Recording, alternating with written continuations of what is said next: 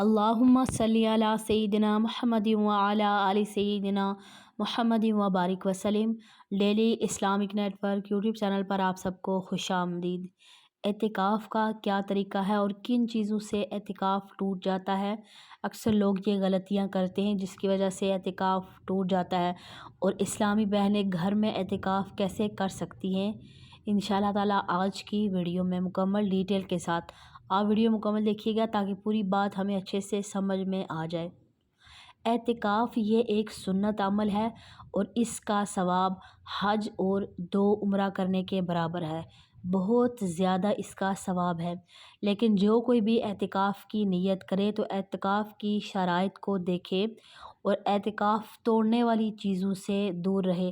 بعض دفعہ لوگ اپنے جو ہے نا وہ اپنی مرضی سے بس باتیں جو کر کے تو وہ کرنا سٹارٹ کر دیتے ہیں، جس کی وجہ سے اعتکاف ٹوٹ جاتا ہے۔ اعتکاف جو رمضان المبارک میں سنت اعتکاف کیا جاتا ہے، اس کے لیے روزہ رکھنا شرط ہے۔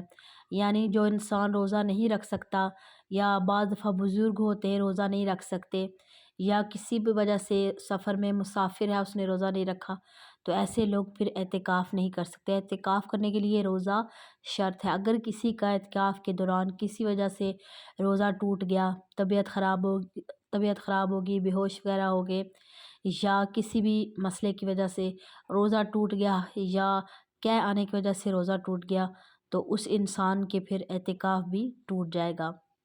اب اعتکاف والی جگہ سے باہر جانا، بغیر کسی شرعی عذر کے اپنے اعتکاف والی جگہ سے باہر نہیں جا سکتے۔ وضو کرنے کے لیے یا پھر واش روم جانے کے لیے جا سکتے ہیں، لیکن بار بار جانا باہر یہ بالکل بھی جائز نہیں ہے۔ لیکن اگر مجبوری ہو، ویسے تو کرنا یہ چاہیے کہ جو بندہ اعتکاف بیٹھا ہے اس کا کھانا پینا، سحری اور افطاری جو گھر والے ہیں وہ باقاعدگی کے ساتھ اس کو دے۔ لیکن اگر مجبوری ہو، وہ بندہ اکیلا ہو، مسجد میں اگر کوئی بھائی اعتکاف کر رہا ہے، کوئی مجبوری ہو، کوئی کھانا دینے والا نہ ہو، تو پھر اگر ہوٹل وغیرہ میں کھانا لینے جانا ہو تو مجبوری کے تحت پھر اپنی سحری اور افطاری لینے کے لیے جا سکتے ہیں۔ لیکن صرف اتنی دیر کہ وہاں پر ایسا نہیں ہے کہ راستے میں جاتے ہوئے جو بھی مل گیا اس سے باتیں کرنا شروع کر دی، یا جو کھانے والے ہیں مینیجر ان سے باتیں کرنا شروع کر دیا، ایسا نہیں ہے۔ بلکہ کھانا لیا اور فوراً اپنے گھر میں یا اپنی مسجد میں اپنے اعتکاف والی جگہ پر واپس آ گئے۔ اب اس کے علاوہ کیا غسل کر سکتے ہیں؟ غسل جو اگر فرض ہو تو پھر تو فوراً کر سکتے ہیں، کیونکہ یہ مجبوری ہو گئی، پھر لازمی کرنا پڑے گا۔ لیکن سنت غسل کرنے کے لیے نہیں جا سکتے۔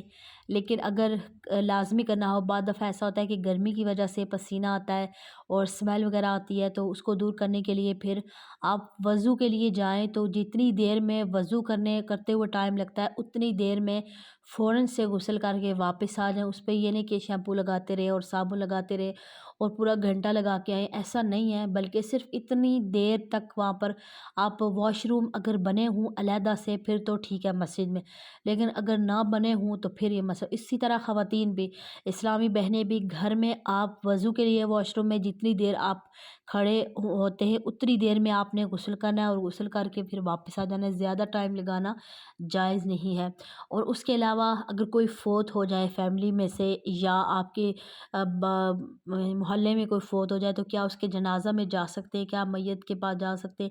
بالکل بھی نہیں جا سکتے، اعتکاف ٹوٹ جائے گا۔ اور اسی طرح کیا جمعہ کی نماز کے لیے، اگر تو جس مسجد میں اعتکاف کیا جائے اگر تو اس وہاں پر جمعہ ہے پھر تو ٹھیک ہے، اگر جمعہ وہاں پر نہیں ہے تو پھر جمعہ کی نماز کے لیے جا سکتے ہیں۔ اب بعض دفعہ ایسا ہوتا ہے کہ لوگ کیا کرتے ہیں کہ باہر نکلتے ہوئے منہ چھپا لیتے ہیں یا کپڑا چادر لپیٹ لیتے ہیں، تو کیا ایسا ٹھیک ہے؟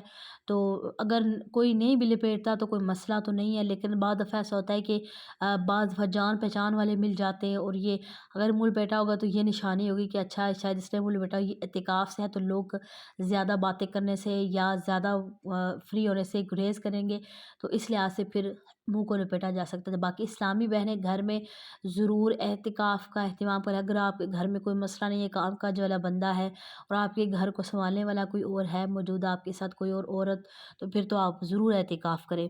مجھے امید ہے کہ آج کی ویڈیو آپ کو سمجھ میں آ گئی ہوگی۔ السلام علیکم ورحمۃ اللہ وبرکاتہ۔